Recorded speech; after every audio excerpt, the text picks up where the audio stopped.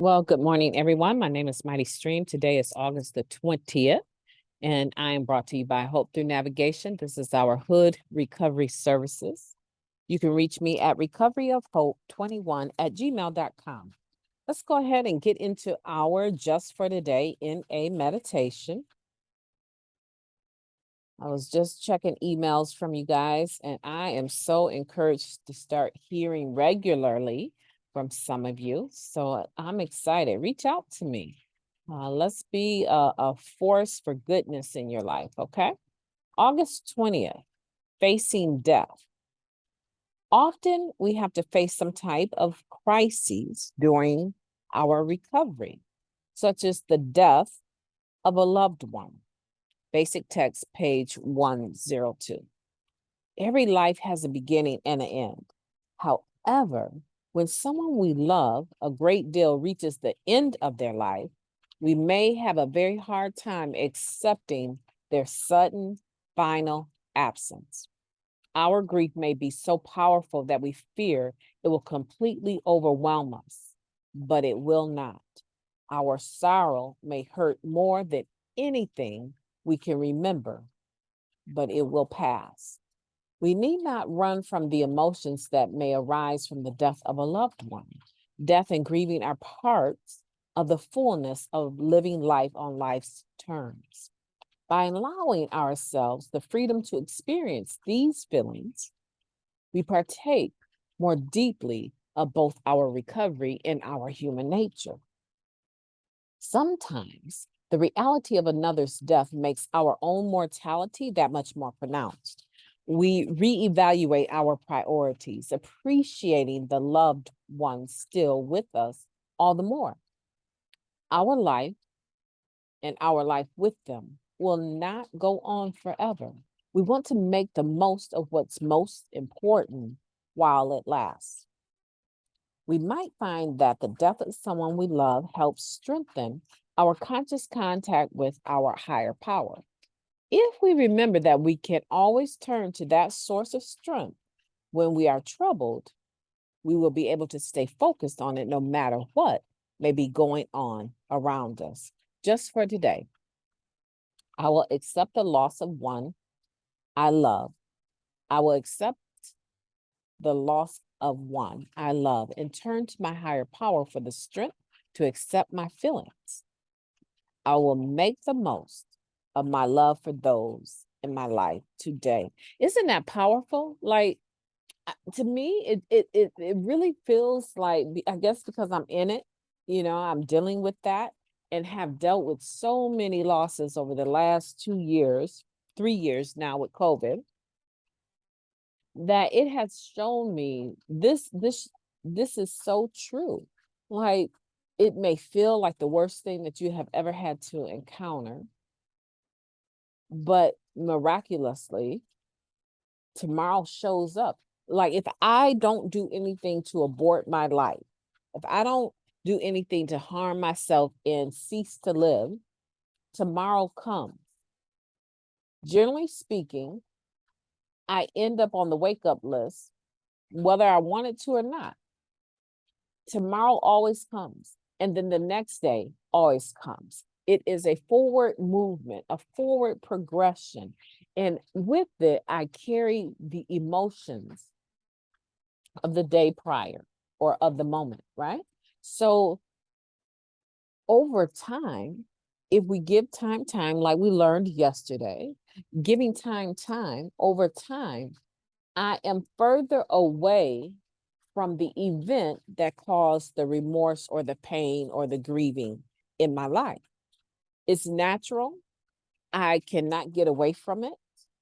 It is going to happen.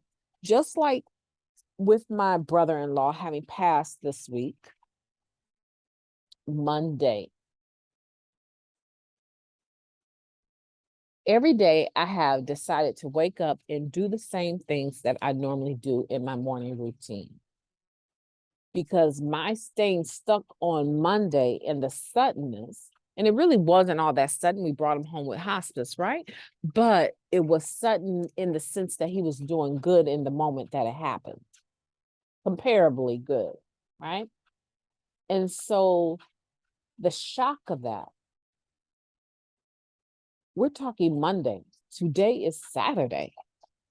So we're talking a whole 5-6 days has passed. And every day I get new enlightenment. I get more understanding about what impact he had on my life, what I'm supposed to do with that information. And I'm watching my sister, his wife, right? I'm watching her carefully, right? I'm starting to see she's coming out of the anger part of it, right? Not completely, right? But she's coming out of that first stage of denial because she has been preparing for this day due to his health for some time. But over the last 6 days, I've seen her have more in the moment moments. The first day, on that first full day that she woke up a widow,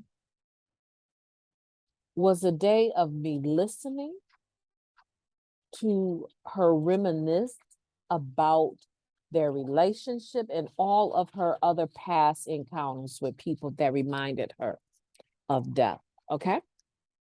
So it was a day of just her in the past, thinking about the things of the past and going back over those interactions. And my just listening to her.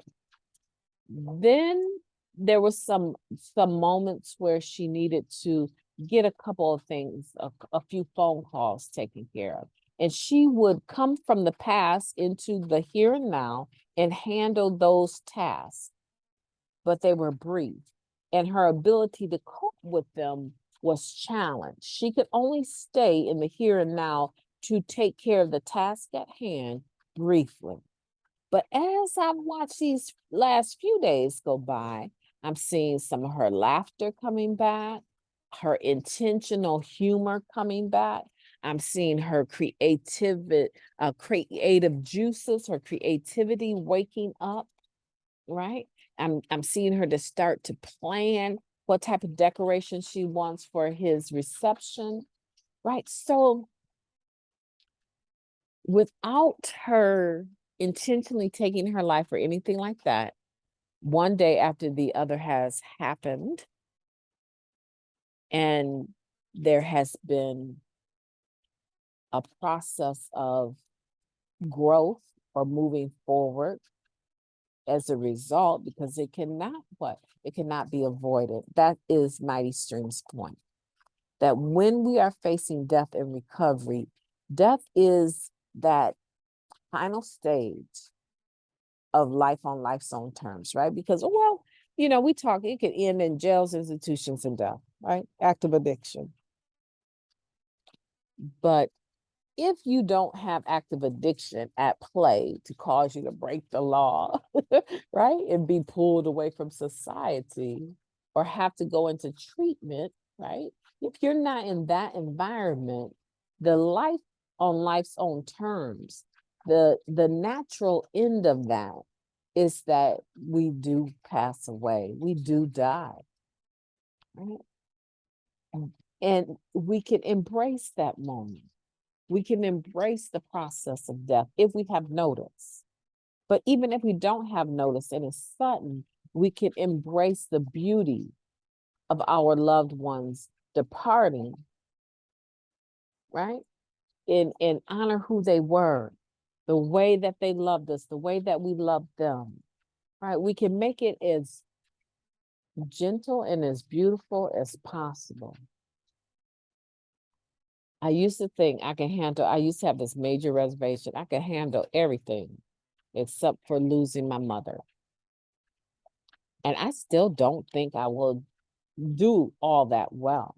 But I have had such beautiful, intimate interactions with my mother that I know that she's ready. I know that I wouldn't say ready, like she, laying there with hospice and she knows the inevitable, but I know that she knows that her health is changing and anything is possible, but she's very responsible for an 82-year-old. She just drove herself to the doctor the other day, and she has come to check on me, I would say about 3 times now, unexpectedly since my surgery. But she's comfortable with who she is.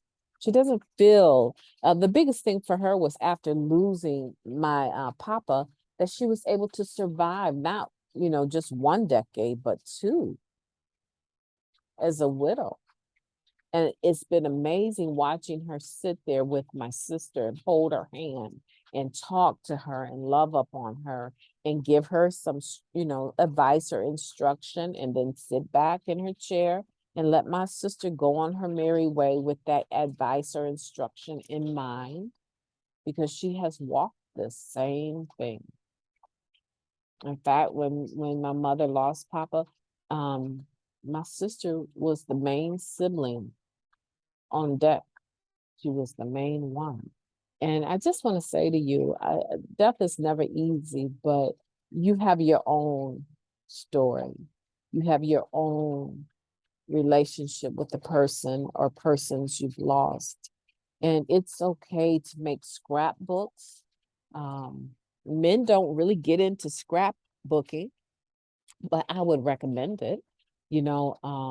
It's okay to make like a photo album or whatever that's dedicated to just them in your relationship. And you can write all the notes that you want and put them on sticky notes, or you can make it look real fancy.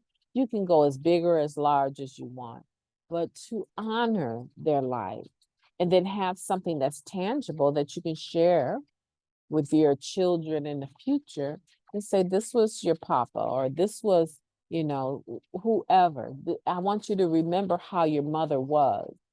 You don't remember her too much because she passed when you were 4, right? But I want you to remember who she was. And I want you to see these pictures, how she loved you. And, you have pictures in your phone that you can go to Walmart, not Walmart. Well, I guess you can Walmart, but you can go to Walgreens and hook your phone up and hit print for those photos on your phone that you want, and you can build a memorial to them that is everlasting. It's something that you can take with you when you move from place to place and when you go. I just want you to get in the habit of understanding that death will happen, and it will be some of our greatest challenges in recovery is to deal with the death of a loved one and stay clean.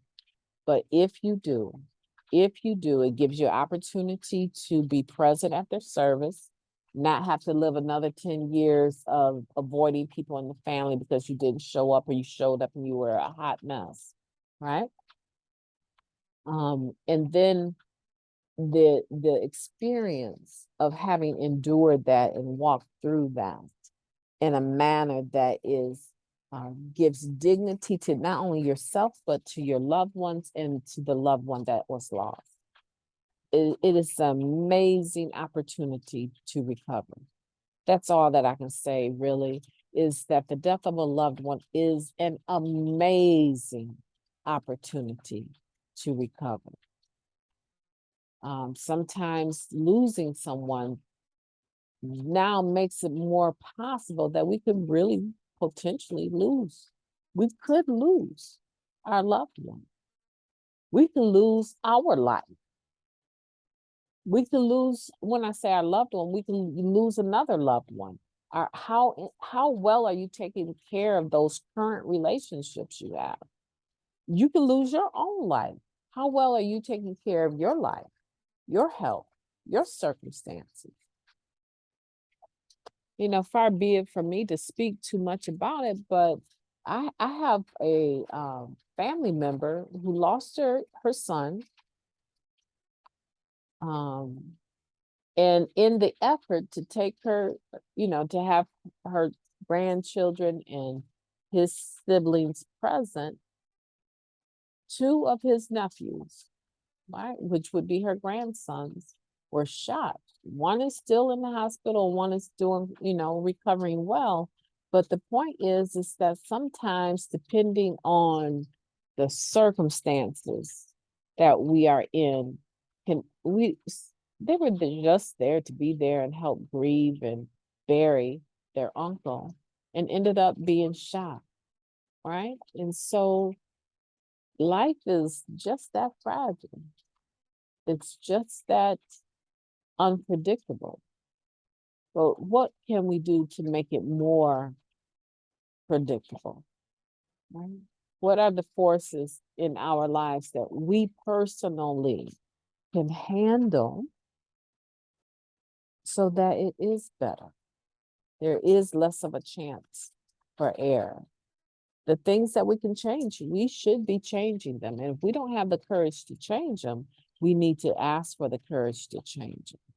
Those things that we can't, we need the wisdom to know the difference that we can't, right? But the things that we can, let's be asking God, help me to eat better, help me to exercise, help me to stop smoking cigarettes. I have so many friends that still smoke. And I am amazed because the majority of the losses of life that I have encountered, the majority in recovery, let me put it like that. Let me put that waiver out there. In recovery, the majority of the losses, with the exception of COVID, and really kind of indirectly related to the same thing, have been lung cancer. Yeah, because the majority of the ones I actually lost due to COVID, they were already compromised with their lungs because of their habits of smoking, right? And so I just want to encourage you to look at what you can change and change that. My name is MightyStream. I've enjoyed talking to you, and I will be talking to you tomorrow.